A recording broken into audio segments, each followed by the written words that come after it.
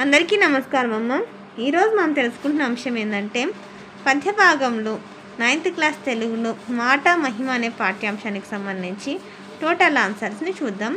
ముందుగా మొదటి ప్రశ్న, మాట వలనే సిరి సంపదలు కలుగుతాయని ఎలా చెప్పగలరు? జాగ్రత్తగా స్క్రీన్ షాట్ తీసుకున్నాను.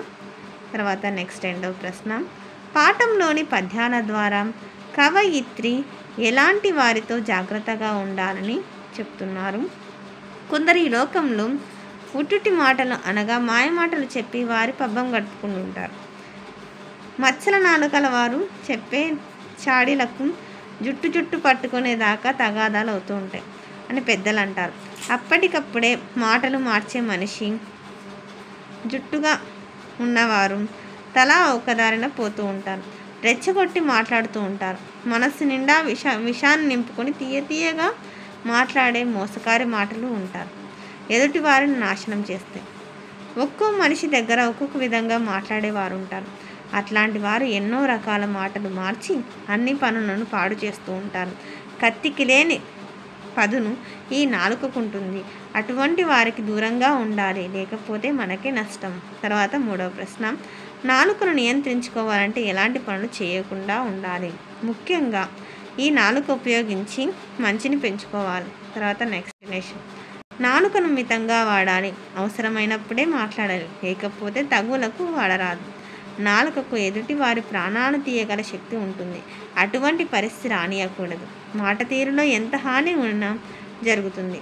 మంచిగా మాట్లాడడానికి ప్రయత్నం చేయాలి. దుర్భాషలాడరాదు. అహంకారంతో కన్ను మిన్ను కానగా మాట్లాడరాదు. తర్వాత 4, నరము లేని నాలుక అంటే మీరేమి గ్రహించారు? రాయండి. నరము లేని నాలుక ఇష్టం వచ్చిన తీరుగా మాట్లాడుతూ ఉంటుంది. అట్లా ముందు వెనక ఆలోచించకుండా మాట్లాడిన మాట పచ్చని కాపరాల్లో చిచ్చు పెడుతుంది. అంటే ఆలోచన లేకుండా మాట్లాడే మాటలు మనసును విరిగిపోతాయి, కుటుంబాలే నాశనం అవుతాయి. 5వ ప్రశ్న, నాలుకను ఎలా ఉపయోగించుకుంటే గౌరవింపబడతాయో వివరించండి. పంచేంద్రియాలలోకెల్లా 6 రుచులను ఆస్వాదించగలిగింది నాలుక మాత్రమే. నాలుకను ఎదుటి వారి ప్రాణాలను తీయగల శక్తి ఉంటుంది. కనుక జాగ్రత్తగా మంచిగా మాట్లాడితే సమాజంలో గౌరవాన్ని పొందుతాడు. అబద్ధాలు ఆడరాదు, దుర్భాషలాడరాదు, అహంకారంతో విర్రవీగరాదు.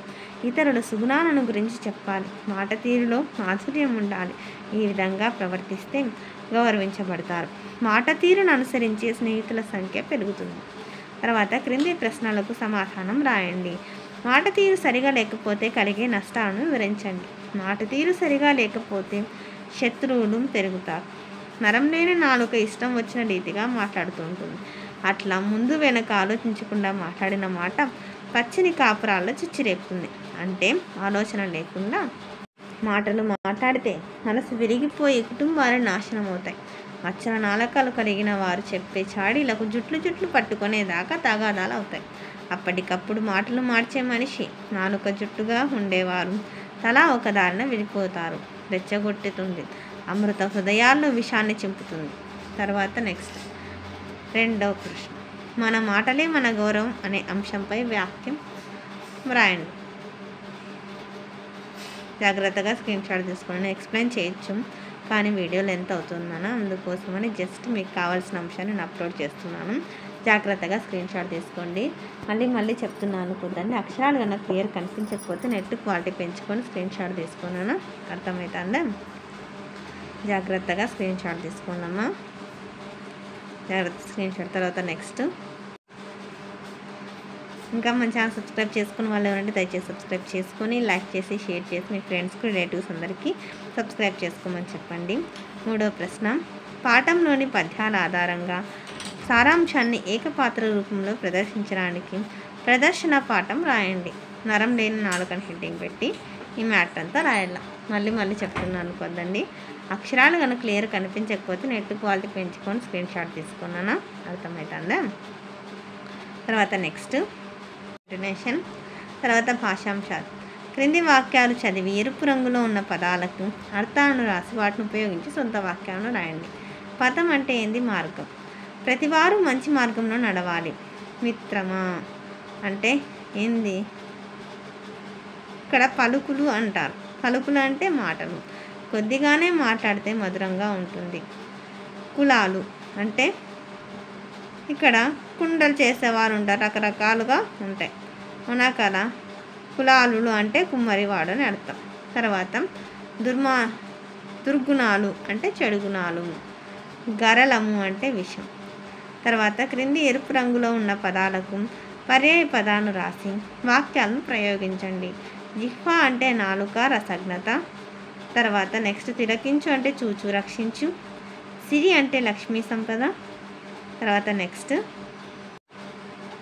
క్షామము అంటే తాళలేక పక్షులు నరను చోటును పయనమవుతాయి. పయనం అంటే ప్రస్థానము, గమనము. అమృతంబు అంటే సుధా నెయ్యి. కాంచుట అంటే చూచుట, పొందు. ప్రకృతి వికృతులను రాయండి. పుస్తకాలంటే పొత్తములు. దూరము అంటే దువ్వి. వర్ణము అంటే వన్నె. యథ అంటే హృదయం. సహాయం అంటే సాయం. క్రింది జాతీయాలను ఉదాహరణలతో వివరించండి. కనకం, దాల్చు. చేతికి కడియాన్ని ధరించుట, ఆమె బంగారు కడియాన్ని చేతికి ధరించింది. మరొక అర్థం, వివాహాది కార్యాలందు రక్షార్థములు కంకణము దాల్చిన కార్యము నెరవేరును, అది వరకు విప్పరాదు. కార్యం నెరవేర్చి శపథమును పట్టించుటకు కంకణం కట్టుకొను అను వ్యవహారమును కలిగను. గిల్లి జోలవాడడం అంటే మనిషి కింద మంట పెట్టి నెత్తిపైన నీళ్లు చల్లడం అంటే ఎవరూ చూడకుండా ఉన్న సమయంలో సృష్ట కింద గోళ్ళతో గిచ్చి 10 మంది చూస్తుండగా కన్నీళ్లు తుడుస్తాడు. మూడోది ఏంటంటే జుట్టు ముడి పెట్టడం అంటే తగాదా పెట్టుట. కొంతమంది స్నేహితుల మధ్య తగాదాలు పెట్టి వినోదిస్తూ ఉంటారు. నాలుగోది వంట జీర్ణించుకోకపోవడం అంటే పూర్తిగా విషయాన్ని అవగాహన చేసుకోకపోవడం. రాముడు ఎటువంటి సమస్యనైనా పూర్తిగా విషయాన్ని అవగాహన చేసుకుంటాడు. తర్వాత నెక్స్ట్ వ్యాకరణాంశాలు, సందులు. క్రింది పదాలను విడదీసి సంధి పేర్లు రాయండి. రసనేంద్రియం అంటే రసజ్ఞ ప్లస్ ఇంద్రియం, గుణసంధి. పరస్పరానురాగం, పరస్పర ప్లస్ అనురాగం, సవర్ణ దీర్ఘ సంధి. పరాధీనము, పరా ప్లస్ ఆధీనం, సవర్ణ దీర్ఘ సంధి. ఉర్వి ఎల్లా, ఉర్వి ప్లస్ ఎల్లా, ఎడాగమ సంధి. సమాసాలు. క్రింది పదాలు చదవండి, విగ్రహవాక్యం తెలిపి ఏ సమాసమో రాయండి. ఇక్కడ జాగ్రత్తగా స్క్రీన్ షాట్ తీసుకున్నాను. ప్రతిదీ ఎక్స్ప్లెయిన్ చేసుకుంటూ పోతే వీడియోలు ఎంత అవుతుందనే ఉద్దేశంతో ఎక్స్ప్లెయిన్ చేయడం లేదు. నా ఛానల్ని సబ్స్క్రైబ్ చేసుకొని ప్రత్యక్షంగా పరోక్షంగా సపోర్ట్ చేస్తున్న వాళ్ళందరికీ పేరు పేరున ప్రత్యేకమైన హృదయపూర్వక ధన్యవాదాలు. అందరికీ ధన్యవాదాలు. దయచేసి వీడియోని మాత్రం స్కిప్ చేయదున్నాను. ధన్యవాదములు.